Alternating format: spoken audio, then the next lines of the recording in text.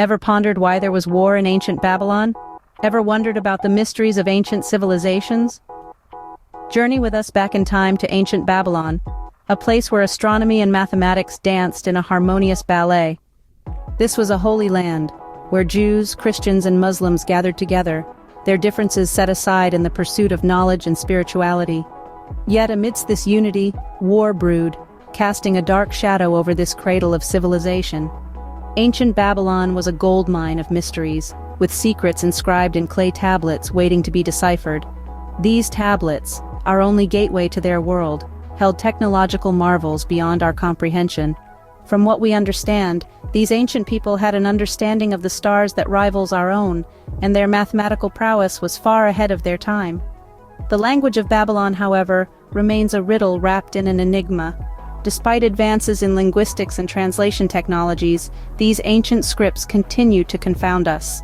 A language barrier that has stood the test of time, it stands as a testament to the sophistication of this ancient civilization. But why was there war in this land of knowledge and enlightenment? Could it have been a power struggle, a battle for control over these advanced technologies? Or perhaps it was a clash of ideologies, a fight for religious dominance. The truth remains buried, lost in the sands of time. Yet, amidst these unanswered questions, one fact stands clear: the ancient Babylonians were a highly advanced civilization. Their understanding of the cosmos, their mathematical precision, and their technological innovations continue to baffle us. They were a people who seemingly had the world at their fingertips, and yet they were consumed by war. A civilization so advanced yet so enigmatic, ancient Babylon continues to intrigue us to this day. As we dig deeper into the sands of time, we strive to unravel the mysteries of this ancient civilization, hoping to glean insights into our own existence. The echoes of Babylon whisper to us across the millennia, inviting us to explore the enigma that is human history. Imagine a world where ancient civilizations had access to electricity, mobile phones, and advanced construction techniques. Sounds far-fetched, right? But let's dive into the realm of possibilities, where arcane wisdom meets scientific speculation. Consider the ancient Babylonians, a civilization that rose to prominence over 4,000 years ago. Their accomplishments in law, literature, and architecture are well documented. But what if there was more to their story? What if these ancients had access to technologies that seem outlandishly modern to us? Now, I know this might sound like something out of a science fiction novel, but bear with me. Have you ever heard of the talking stones mentioned in the Bible? Some interpret these mysterious artifacts as a reference to a form of communication technology. Could these talking stones have been the precursors to our modern-day mobile phones? And what about electricity? There's a theory suggesting that the Babylonians might have had knowledge of electrical power. It's a provocative idea, isn't it? Imagine them harnessing electricity, not just for light, but for a myriad of other uses. Could they have powered their construction projects with it, or used it in ways we can't even conceive of today? The evidence, of course, is speculative and circumstantial. There are no ancient Babylonian power sockets or cell towers to point to. Yet, the idea is tantalizing, and it opens up a fascinating conversation about the true extent of ancient technological prowess. The more we learn about these ancient civilizations, the more we realize that they were not primitive cultures, but societies with profound knowledge and sophisticated systems. They may not have had silicon chips or lithium-ion batteries, but their understanding of the world around them was advanced in ways that continue to astonish us. As we delve deeper into the past, we uncover a world that may have been technologically more advanced than we ever imagined. It's a world that challenges our preconceived notions about progress and makes us question our place in the grand narrative of human history. How did the ancient Sumerians, seemingly out of nowhere, develop agriculture, animal breeding, and city laws? It's a question that continues to baffle historians and archaeologists alike. Let's delve deeper into this enigma. Imagine the scene: a civilization that seems to have sprung up overnight, embracing agriculture and animal breeding, and even establishing the first cities. The Sumerians, our ancient forebears, seemingly leapfrogged from a nomadic existence to a sophisticated urban life in what seems like a blink of an eye in the grand timeline of human history. Their understanding of the cosmos was nothing short of extraordinary. They studied the stars, charting celestial bodies and movements with an accuracy that's mind-boggling even today. They were the first astronomers, their knowledge of the heavens etched into clay tablets that have survived millennia. It's as if they were born with a fully formed knowledge of astrology, a science that would take other civilizations centuries to even begin to comprehend. And then there were their cities, the first of their kind. These were not mere clusters of dwellings, but meticulously planned urban landscapes complete with laws and governance. The Sumerians invented the wheel, writing laws, and even the concept of time as we understand it today. They developed a system of writing known as cuneiform, etching their language onto cylinder seals. They had a system of banking, of money, and they even had city laws, the Code of Hammurabi being the most famous among them. But where did all this knowledge come from?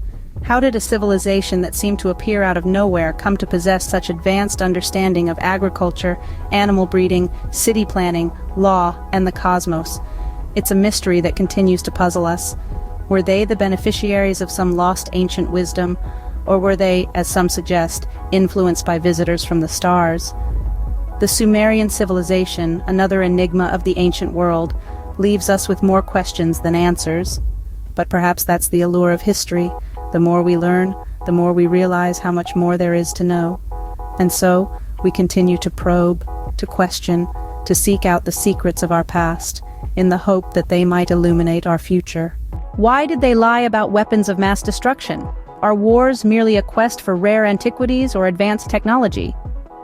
Let's dive into the abyss of the forever wars and the ancient artifacts that are believed to have triggered them.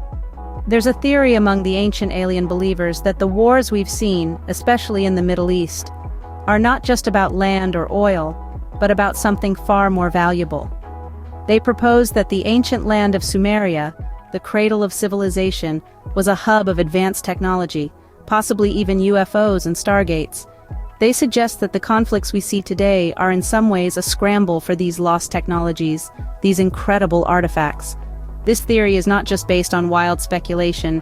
It finds its roots in one of the most sacred books in human history, the Bible, the Tower of Babel, Ezekiel's wheel. These aren't just spiritual metaphors, but could be references to advanced technology that was present in ancient times.